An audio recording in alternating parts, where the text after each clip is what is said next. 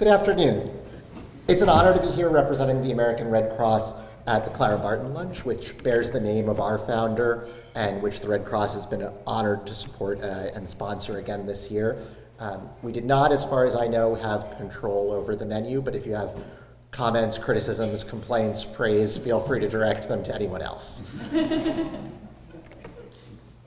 The lunch also shares a name with our moot court competition, and I'm pleased we have one of last year's student competitors here with us. And for those of you who are law students in the room, I'd encourage you to apply to participate this year.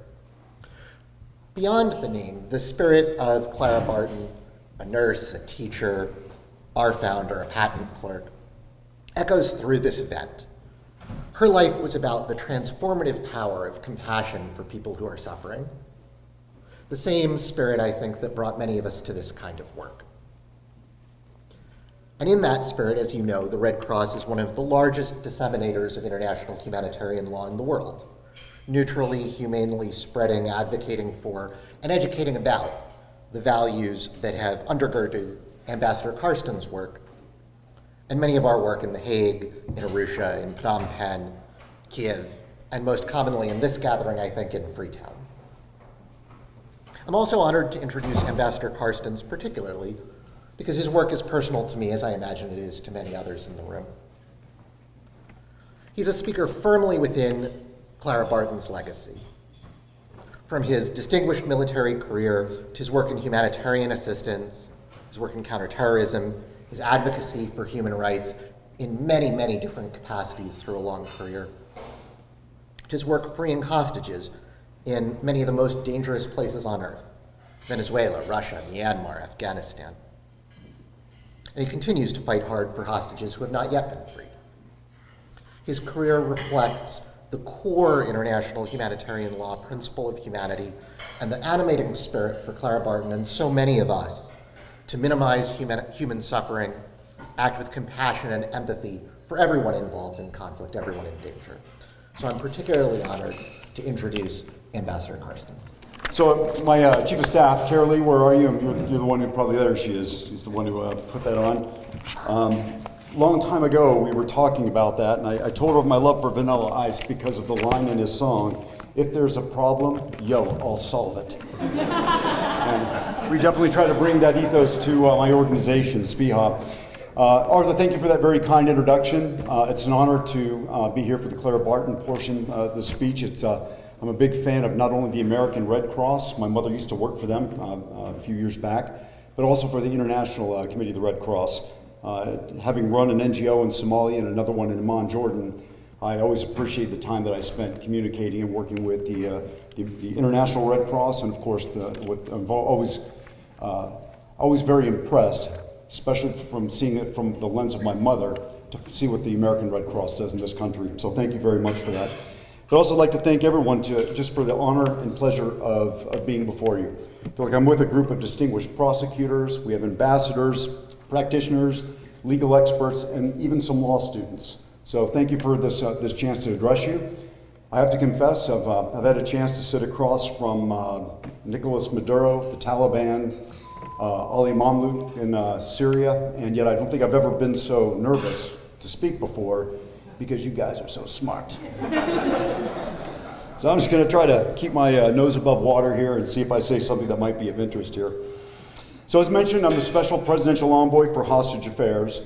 Oh, you know what? I didn't think one of the most important people in my life, Professor David Crane, Colonel. David and I have known each other for 15 years. We actually had the chance to pursue some genocidaires around the world, some other bad guys. But I've lost count of how many times an idea flourishes and it becomes reality, like this very gathering. And it all starts with, I was sitting with David Crane around a table. So anytime you're there, you might be prepared to create something of great note. But also, Jim Johnson, thanks a lot. Molly, where are you? Are you hiding in here as well? So Professor Johnson, Molly, there, she's hiding there. There we go. Thanks for all that you did to bring us here as well. So as the Special Presidential Envoy for Hostage Affairs, or what we call it State Department, we are responsible for leading the diplomatic strategy to bring those who are held wrongfully across the seas or those who are hostages. And allow me, just so we can have a point of reference, A wrongful detainee, that's someone who has been taken by a nation state, Russia, Venezuela, etc. A hostage, someone by a non-state actor, so like Al-Qaeda, ISIS, etc. My office is responsible for conducting the diplomatic engagements on both accounts. And I'll get into some of the weeds here in a bit.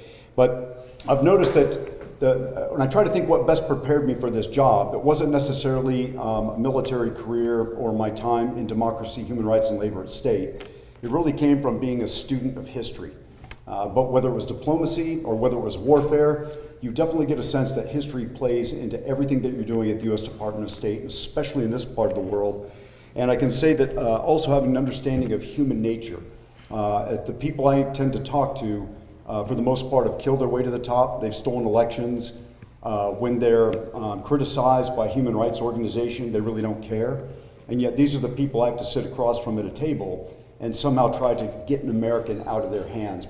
And so in understanding the human nature and understanding how history plays into this, I'd like to think that it gives us an edge, but it's an excruciatingly difficult job. But I think if you were to open up the Bible, the Iliad, Herodotus, Thucydides, every few pages you're going to see another example of a nation state or a tribe taking people and then using them for diplomatic leverage. And I can only think of how bad the United States was at this, frankly, even up to as late as 2014 in that history that created my office. And in 2014, we had 5 Americans that were held in Syria. Most people in this room know all about those hostages because most of you work the Syria files or have had some ongoing contact with the Syria problem. But those 5 Americans, they were counting on the United States government to do what they could to bring them back. Their families were counting upon us, the United States government, to talk to them and build a relationship with them, and we did neither. As one president famously said, the United States does not talk to terrorists. We didn't. When families called the State Department trying to find out who they needed to talk to, they were told, I can't talk to you, it's classified, I'm not the right guy, let me send you to the guy over in the Pentagon, try this phone number, and the families would get bandied about quite a bit. And President Obama in 2015 was able to hear that. He was able to register that from some of his close friends bringing up these problems. And in 2015, he initiated a hostage policy review, which took a look at everything that the United States government does, soup to nuts, on negotiating to get the release of someone, bringing them home, and taking care of their families. And we found out we had a lot of holes. And in the wake of this hostage policy review, the United States government produced a presidential policy directive, and we also produced an executive order, which created my office, the Special Presidential Envoy for Hostage Affairs, the Hostage Recovery Fusion Cell. Think of about 40 people from the CIA, Department of Defense, FBI, Department of Justice, in kind of like an interagency clearinghouse headquartered at the FBI, and they're responsible for hostages, not wrongful detainees, but hostages. And the policy review created a third group called the Hostage Response Group at the White House. Why? Because the State Department on their own cannot usually compel everyone to do what needs to get done when you're trying to bring back someone. So the White House would be able to convene everyone together, and then between State Department and the Hostage Recovery Fusion Cell, and frankly, CIA, Department of Defense, etc., we could come up with a strategy to bring people home and then execute it. So historically, I'd say we weren't very good at it. I'd like to think that we're getting a little bit better at it, but I think we're still on the road. I'd say we are SPIHA 2.0, maybe 3.0. One day, 5 years from now, we'll be on SPIHA version 5.0, and hopefully we'll be even better and different place. But the tragic part is that even though SPIHA will keep evolving, so will the bad guys. You know, I think David Crane, you once talked about how the dictators seem to have a playbook, and they all read each other's playbooks, and they do kind of the same things. But they're always learning from us. They're always trying to come up with new tricks. And so while we evolve, they evolve, and that's okay because we're going to eventually beat them at this. And I'm going to talk a little bit about that, and frankly, that's why I'm here. So I'm going to try to address 3 things, and I'll do it in short order because I want to tell some really good war stories, and that usually doesn't come out in a speech. It's going to have to come in the back and forth of a question and answer period. But I'm going to talk just a little bit about what we do in my office. I'll talk about where I'm hoping that we're going to go in the near future. And then I would like to talk about how great legal minds like yours can actually help us in what we think is going to be about a 10 to 15 year fight. So before I begin, I'll just begin. SPIA has 4 primary duties, okay? So the first thing I'm responsible for doing, as you can imagine, is I gotta bring people home. Whether it's through negotiation, it's through pressuring systems, whether it's working through allies, we call those bank shots. If I could get the Canadians to pull someone out, I'm making that drug deal with the Canadians. We call them drug deals, by the way. No drugs are actually exchanged. But if I can get to do a drug deal with the Canadians to do something, or if I can scratch their back and we can give each other belly rubs, as we also call it, we're gonna do it. The whole idea is we are gonna find any way to get the job done. And so that requires us at times to go talk to people that we may not even have a good relationship if we can get the American out of the country that we actually are at loggerheads with. So number 1, get people out. Number 2, take care of the families. Instead of calling up the Department of State and hear someone tell you, I can't talk to you, it's classified, what we do is we embrace the families. Our job is to build a relationship with them. It's to tell them everything we can. It's to declassify information so we can talk to them. And it's to pull them in and make them partners in this. Now I tell them, look, it's my responsibility to get the job done, but we're still partnering. And I could tell you 2 stories where the family actually came up with the idea, the release mechanism that allowed us to go further negotiate their loved one's release. Because we're in the government. I surrender probably 80% of my creativity every day. I put on a suit and walk into the State Department. But there are creative people out there, and sometimes they're the family members that have been watching their loved ones being held for so long, and we try to tap in on that. As an aside, I spend 1 to 4 hours every day, that's Saturday and Sunday too, talking to family members, as do members of my team. And if someone's taken hostage, let's say that Austin Tice in Syria, his mother lives in Texas, so we fly down to Texas and spend time in their house. Or the Citgo 6, same thing, still in Texas. We fly down and we'll actually go and visit every single person of the Citgo 6 and spend time with their families, trying to connect and tell them how we're going to solve their problems, and eventually get a relationship where weekly we're talking to them and telling them where we are in the case. Imagine that. Ambassador, you know how hard it is to do diplomacy. It's usually long and drawn out, and yet every week I'm talking to about 30 so family members telling about the progress we did or didn't make that week. You know, it's diplomacy. Well, we didn't do anything this week. We didn't do anything this week.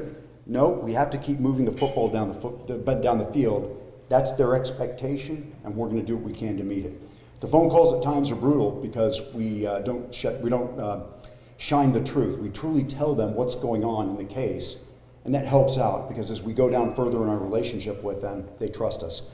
The third thing we do is we are trying to build out the hostage recovery enterprise. When Obama put out his presidential policy directive and his executive order, he created the hostage recovery enterprise. It's a term of art, but to everyone's mind that was SPIHA, the HRFC, and the guys at the White House, the HRG. And we're like, too narrow.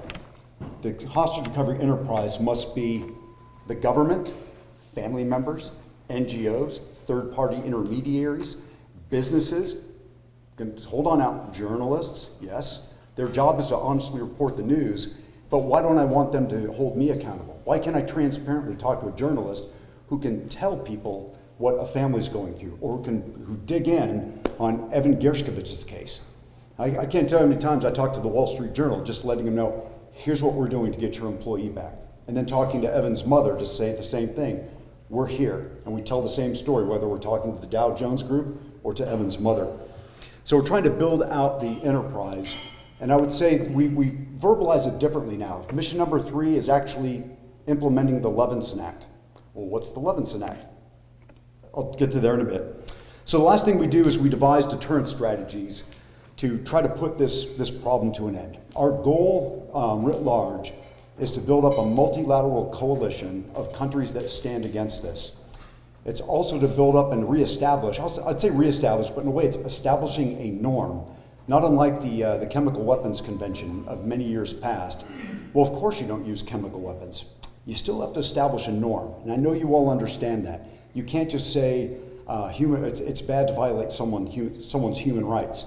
You have to actually build that out to make it to where it's absolutely unbelievable that a country would do that. And in building out this norm, you've created some of the tools and mechanisms. And it might be why the Sierra Leone tribunal was actually possible because people had actually been putting the scaffolding for a few years, and even as hard as that was to pull together, you at least were able to stand on the shoulders of some of those giants before you.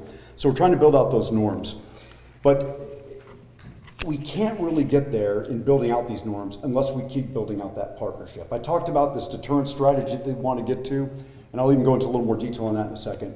But it gets into why I'm here. And we are really here to build out a partnership with you all. It's not just to tell a good story, I hope it's a good one, but it's to try to, if anything, lure you, convince you, coach you into working with us over the next 10 to 15 years to build out those norms and come up with a multilateral approach to making this problem go away. But we've got a few more tools, and I talked about the Levinson Act. My office was created in 2015, and in 2020, Congress got together and took all the things that the president was putting out, an executive order and a policy directive, and they said, that can still disappear. Let's go ahead and codify this in US law. So the US Congress put together the Levinson Act. It was passed into public law in December of 2020. And what that allowed us to do is to build a permanent, fully functioning office that's resourced. When I showed up, I was employee number 4. Kara Lee, my chief of staff, was employee number 3. Now, we had a SPIHA before us. We had Jim O'Brien under Obama and Robert O'Brien under President Trump. And yes, I was told I had to change my name to O'Brien, but I've kept my last name. But when the office wasn't codified. So every time someone left, like when Robert O'Brien went to the White House, people would, in a way, kind of fade away. He'd take a few people to the NSC with him, other people would move on, and the office was not in a position to constantly being restaffed.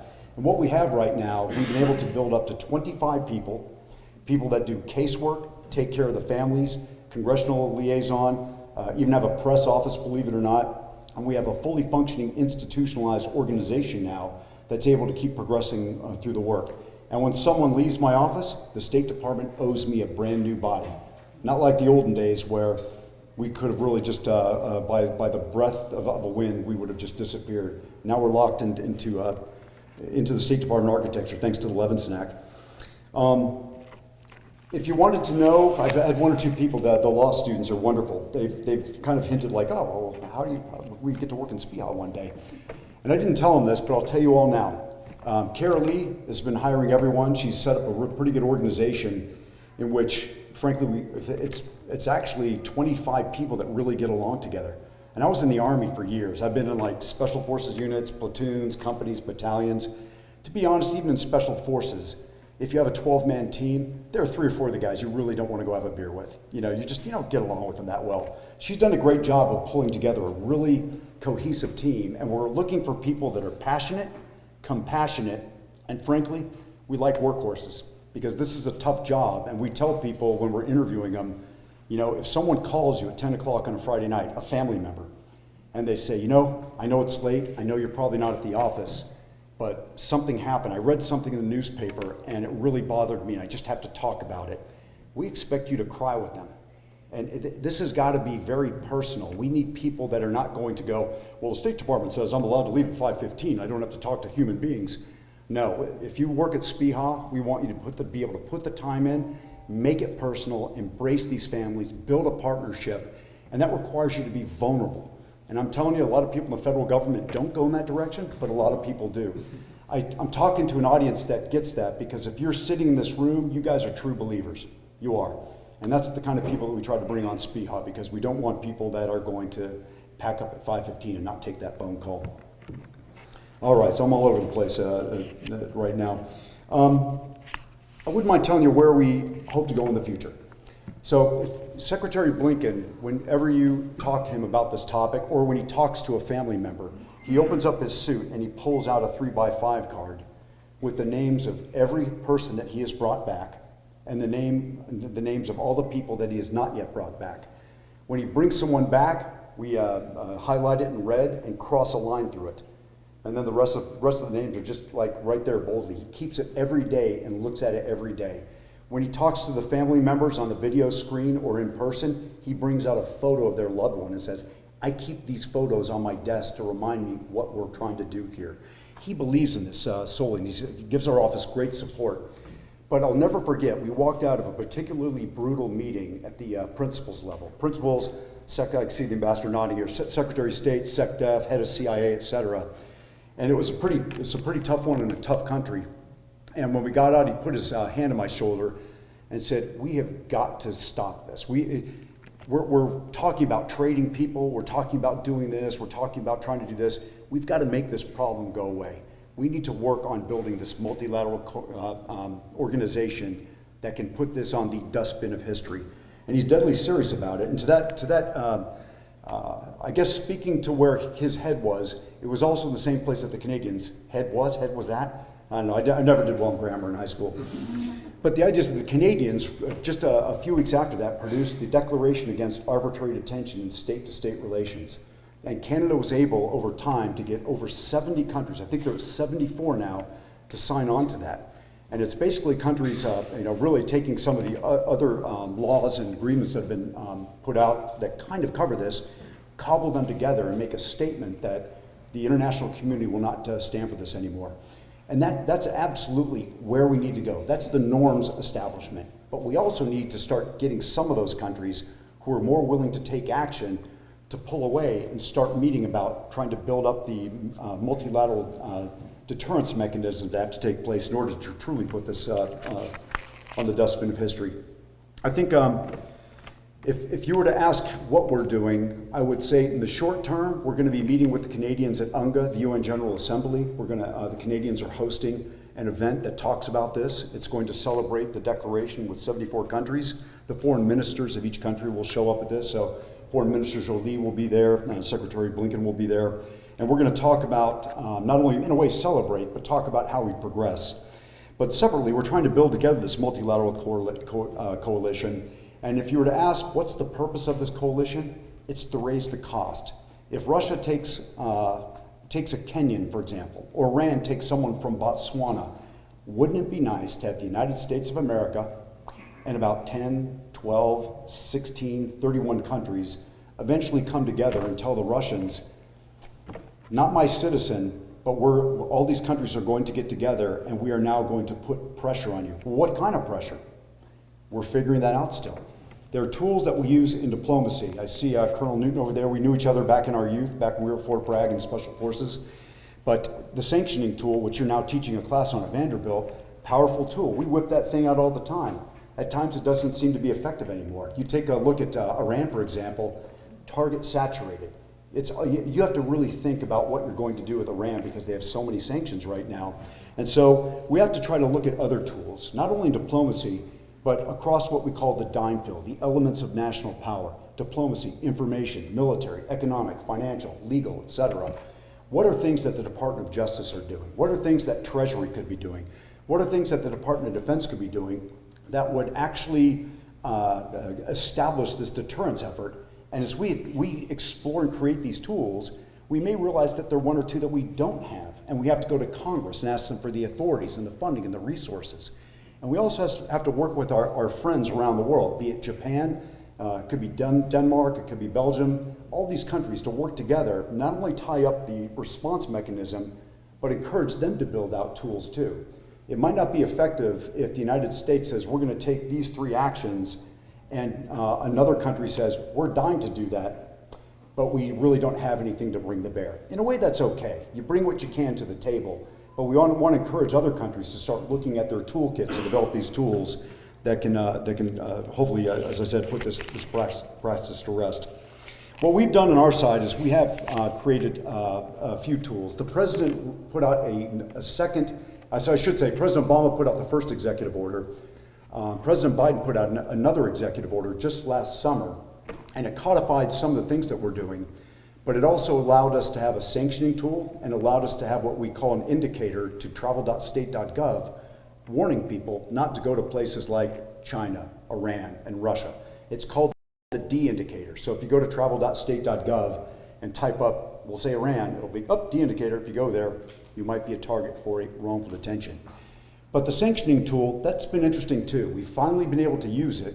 And you have to use it very wisely, because if you sanction someone as you're also trying to get a hostage back, that can be problematic. You've just taken your finger and put it in the eye socket of the very person that you're trying to get someone back. And so it can be challenging. But recently we sanctioned the Russian intelligence services, the FSB, and we also sanctioned the IRGC-IO in Iran. Because those were the two organizations, one in Russia and one in Iran, that pretty much had direct tie-ins to taking Americans and holding them wrongfully. So we're working with the tools too. I think we're gonna have a long ways to go, but you really just have to start someplace. My office has been around since 2015. I think we are starting to gain speed. I think as maybe a few of you know, under President Biden alone, we've brought back 30 Americans from I think a total of 7 different countries. The president's made some pretty gutsy decisions, but I think part of the success is that we've also been building out the architecture and trying to strengthen our connectivity in not only the interagency, but also with all those partners, whether they be private businesses or being able to pick the phone up and call someone from a foreign country to get some help there. I think it's also important that we're putting out some sharp messages, and maybe this doesn't tie into what I just said, but if you all watched the White House Correspondents' Dinner, I'm sure you all did. I never watched it either, but I had a chance to go this time. And the President of the United States gave a 20-minute speech, of which 13 minutes were dedicated to this topic. And I think, number one, it's an important topic. Number two, Evan Gershkovich had just been taken, and he wanted to be very clear on how the United States felt about other countries taking journalists and taking just regular citizens and putting them in a jail and using them for leverage. So why, in a way, why am I here? This is the big ask. This is when David invited me, you probably thought, oh, I'm going to hear an interesting chat. I don't know if I've reached that yet, the interesting level. But to my mind, I'm like, oh, this is my cunning plan to rope all of you into this deterrence effort. And frankly, we could use some help. If you can imagine, the lawyers at state are busy. In fact, I think we have 2 people that have been in L. If you work the State Department of the legal side of the house, could you raise your hand? Okay, maybe I was wrong. Anyway. You got it. Yeah. Sean. That's right. He was in L. Thank you. He's hiding somewhere. Yeah. I'd probably put him to sleep. He's probably asleep back there. No. But they're busy. They're really good lawyers, but they are engaged in doing their day-to-day jobs. And frankly, in my office, we have, as I said, compassionate, empathetic workhorses, and we don't do law. I have 5 or 6 lawyers that work on my team, but they're engaged. And this is something where we're hoping to reach out to communities like yours, and specifically your community, to try to come up with different ways to build out some deterrence tools. They're the questions that we're just not capable of solving. And I'll even read a few. What domestic and international laws need to be updated or created to give us the legal instruments with real teeth? Or how might we apply existing laws to target offending states or officials? We want to look at existing multilateral instruments or working groups like the UN Hostage Convention or the UN Working Group on Arbitrary Detention to see what types of cases could be covered or turned into international tribunals, or like the Special Court in Sierra Leone, see if they could use that as a model to address this issue set. We want to look at the Foreign Sovereign Immunities Act to see if quote, countries supporting terrorism, end quote, exception could be expanded to include countries supporting hostage taking, or to make it so that private citizens are allowed to sue offending countries. We also want to look at the U.S. Criminal Code to see if the definitions of hostage taking can be expanded to cover state actor cases. I don't know if we're going to get there. I think we will. David and I had a conversation just a few months back, and I kind of gave him this problem set. And right off the top of his head, he started throwing out ideas, which I scribbled on a cocktail napkin, which I still have on my desk. And there are things that you would think about that we just don't. And if there's a way to keep building this relationship, making you one of our partners, not making, that sounds compelling. Yeah, thank you. Yeah, there we go. So I'm not a man of words. So if there's a way that we can build this partnership, we would be grateful. And I'm hoping by the time we leave, we get a business card or 2, we'll follow up. And we recognize that, and as does Secretary of State Blinken, this is a 10 to 15 year effort. In 15 years, if we can finally get to some place, Secretary Blinken said, look, I'll be long gone, I'll have gray hair, I'll be doing something else.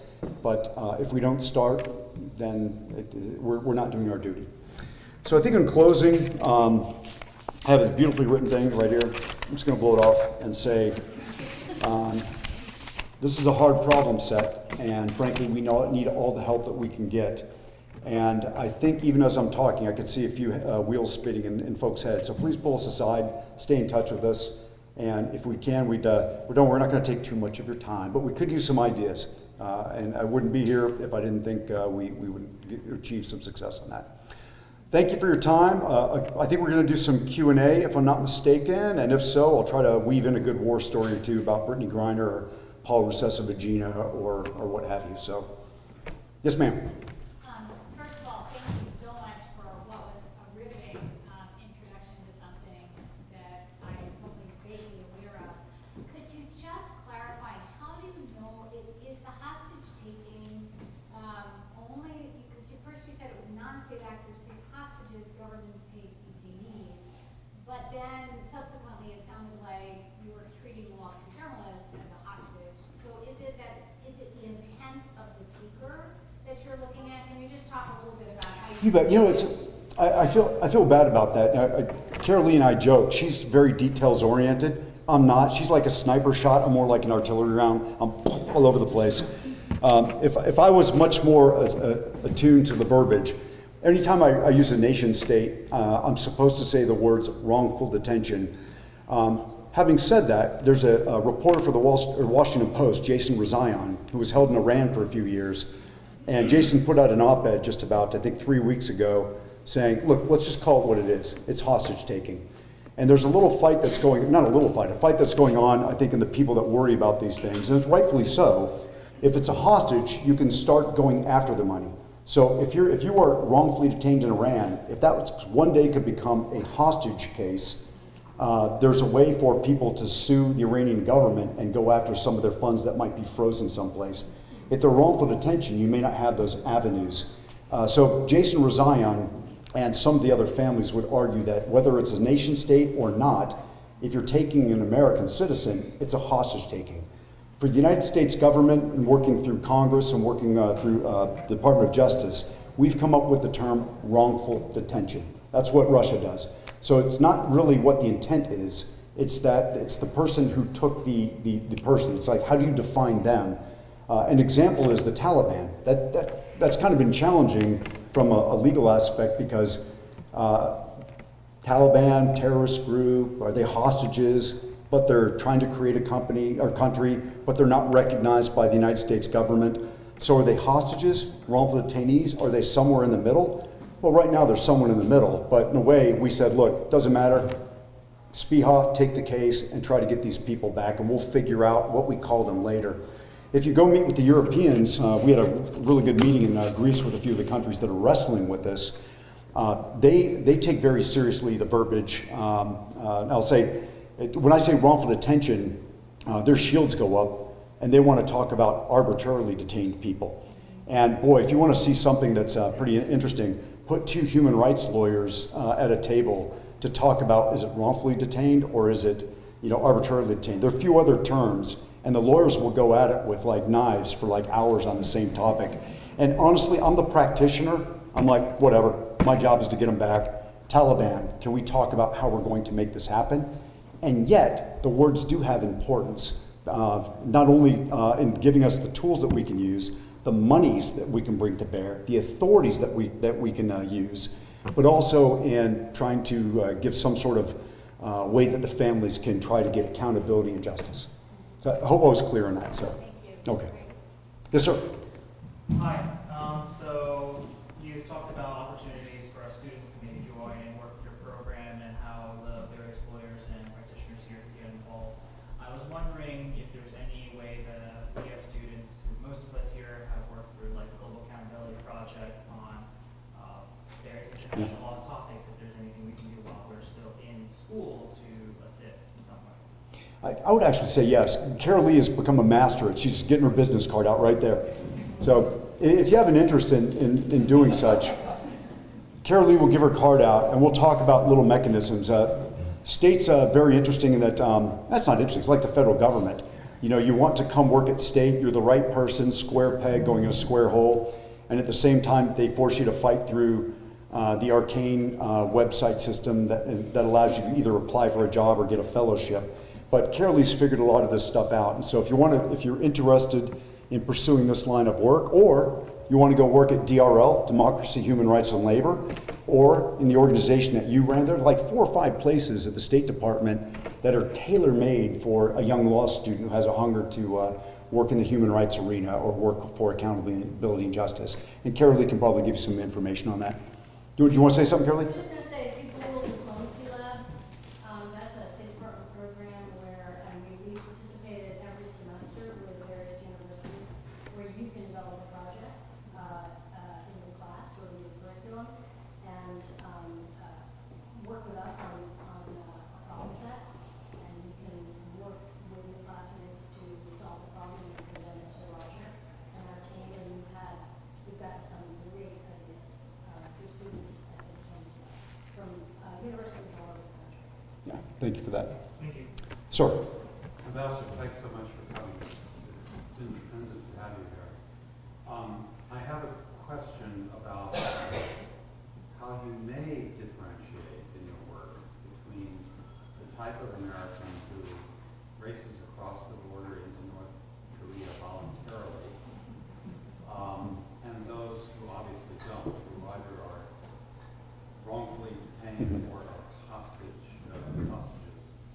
Can you give us any insight Sure. into how your office handles the, shall we say, voluntary action versus the involuntary action? Well, we spent enormous amounts of time on that question. We were, before the Levinson Act was passed, I think the criteria that really had the most weight is the country in question using this person as leverage? Were they arrested because they're an American? And are they coming up to us and sending out signals saying, hey, we're going to leverage you on this person? If that was the case, then that case would migrate over to my office. The Levinson Act, however, gave us 11 criteria to use. And now when we're trying to determine whether someone's been wrongfully detained, we take the facts of the case, apply the 11 criteria of the Levinson Act over the top of it, and we're able to I would almost say adjudicate. And that might be done between different offices at the State Department with certain equities. My office, consular affairs, the folks in the legal side of the house, the regional branch, for example. If it's in Iran, it would be Near Eastern Affairs or the SRAN, the Iran shop within the Department of State. But you're taking a look at all those facts and really trying to determine that. And the Secretary has leeway to make a decision based on those facts. And that's kind of important, and yet it sometimes puts us up for criticism. Like, why did the Secretary, looking on those facts, make that decision? But what I can tell you is that we don't shy away from cases. If we suddenly had 20 cases tomorrow, Secretary Blinken would just say, hey, hire 3 more people. So no one's shying away from a case. If the facts of the case speak to us taking it, we jump right into it. And yet every case is very unique and very different, and it's sometimes hard to explain to the public. A good example is the case of Brittany Griner, where she pleaded guilty to being in possession of drugs, and yet there are other people that are vying to become wrongful detainees that are under similar charges, and yet they're not being pushed into the wrongful detention category. And as we dig into all the details, if I were to share all the information with you, I actually think you'd probably come to the same conclusions that we do. When you throw all the facts down, it's almost like the reasonable man view of how you look at a case. But there is a way of looking at it. We do have a process. There are criteria. And eventually you'll have different parts of the state all meet together and talk about a case. And if it starts to, in a way, feel wrongful, that's when the paperwork goes up to the Secretary for him to render his decision. We try to get all the information we can. A case may come to me from the CIA, may send it over. It could be the embassy in China that sends a case like, hey, this looks weird to me. Can you guys take a look at this? It could be someone, a mother. I get these emails all the time. You know, Mr. Carstens, my son's name's John Smith. He was recently in this country and he was picked up. I think he's there for some false reasons. Could you please look into this case? We look into it. And in taking a look at all these cases, we're trying to get all this information to help us render a decision, and that's probably the hard part. We had one case that we were looking at for probably a 9-month period, just trying to vacuum all the information we could on it, and the case was not moving. And then I think one day we read something in a newspaper that allowed us to drill down on a certain fact, And within a few weeks, it was a wrongful detention because we finally had enough gravity or weight to send this up to the secretary in a way that made all the people recommending this case feel as if they'd done the secretary a solid favor. So I hope that answers it. It's probably the hardest thing that we do because there are people that, in a way, feel like they're either winning or losing, whether they're on my case file. But as we often tell people, again, we don't shy away from cases, but maybe more to the point, just because a case comes to my desk doesn't mean it gets solved right away. We've had Danny Fenster, 90 days from the time he was taken in Burma to the time he was released. Paul Whelan, he's still in Russia. Paul Whelan's been there 4.5 years. I've been on his case for 3.5 years, and we've been working hard to find a way to get the Russians to release him. But just because they become a Spihak case doesn't necessarily mean it's going to terminate shortly after. I hope I answered your question. If I didn't, just good. Okay. Yes, ma'am. Since I'm not familiar with the topic, I wanted to ask you. You said your point of the organization is to bring back the hostages, but I wanted to ask you, after they are back, are you looking into for the takers that wrongfully detain these people to be trial, or is it just to get them back home? Okay, so that's a powerful question. Can I say yes? If you want a norm. Yeah. I work at and I work at the State Department. Yes. Why that's kind of a hard question to ask is, having worked in the human rights community, you bet I want accountability and justice. If we get someone back, we should sanction them, go after them, charge them, put away anything you can to achieve accountability one day. And there are groups within the State Department that will pursue that. We have a sanctioning authority, and we can leverage that within my own office. But overall, a lot of the people I talk to are going to be returning customers. So when we get 2 people out of Venezuela, I got 9 more that I have to get. And then we get 7 more, then I have 2 more that I have to get. And so it doesn't benefit me to spend hours building a relationship with President Maduro, and then the second I get my people back, charge him with kidnapping. And it's challenging because I think there's a sense of justice. You want to get it done, and at the same time, you're still trying to work with people. There was one president in an African country, which will go unnamed, and we met with him and were able to build a relationship and get him to give in on a few things that were very important to us. And when I walked out, I went back to the U.S. Embassy, and I'm like, wow, that was an incredibly productive meeting. The president said this, this, and this. And a lady from the human rights side of the State Department said, well, I hope you told him how disappointed we are with his human rights record. And she went on a little bit, and I said, nope, I didn't do that. I'm trying to be his drinking buddy. I want to be his best friend. I've got to get him to work with me to get people out. And I said, when I was in her job, I hungered for this. In fact, I think how weird it is to have held a roundtable in Geneva on the mothers of those who have been disappeared in the Syria conflict. And I sat in a roundtable. We set it up, my Democracy, Human Rights, and Labor. I'm there with these mothers. It's very emotional. You're hearing the stories. You're seeing the pictures of their loved ones.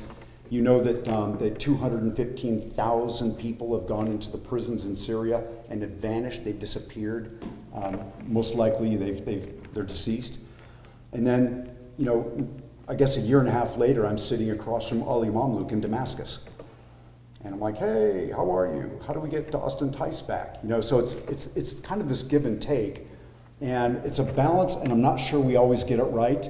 But I think where my office stands is I am tasked with getting people out, and that's what I do. And I have to hope that others are going to throw the lightning bolts downrange to get these guys after the fact.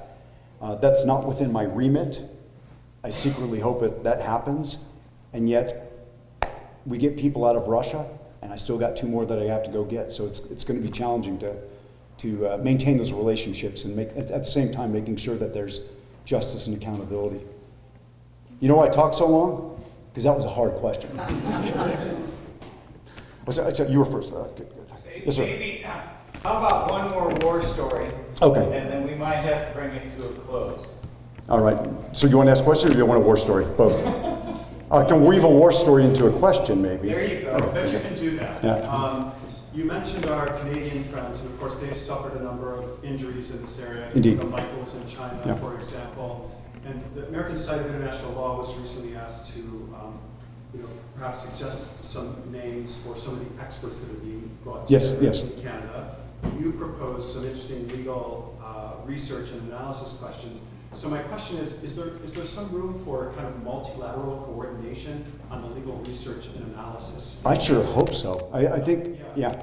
I know they've done kind of a non-paper. Yeah. I don't know if like Americans are doing research and Canadians are doing separate research, or is there a way to coordinate the thinking about this, the analysis? That's actually one of the reasons I'm here. And so the very fact that you asked that question, I mean, that just melts my heart, because the Canadians are hoping to put together a committee of esteemed jurists that are able to wrestle with this.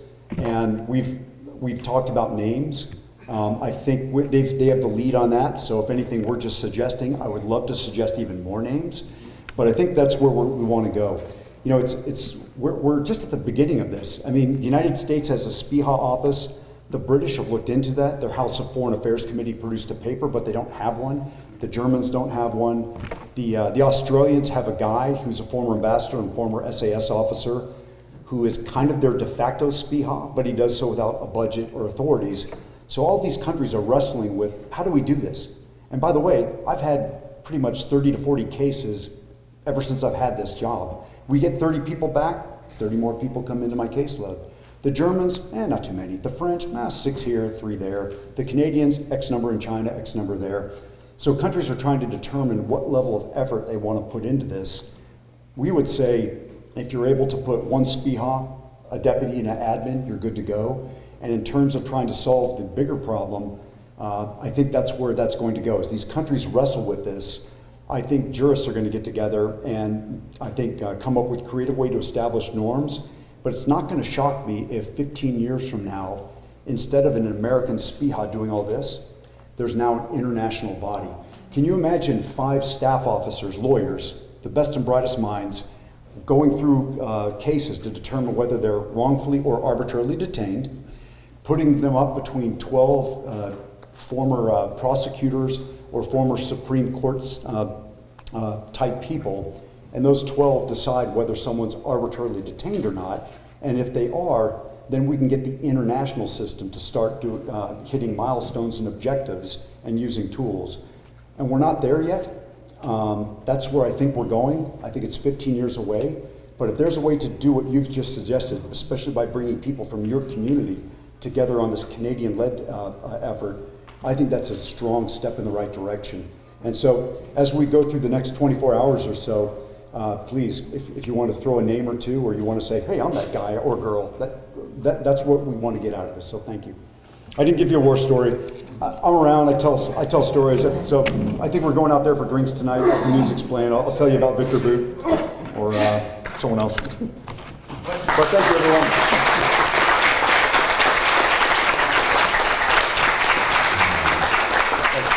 Thank you.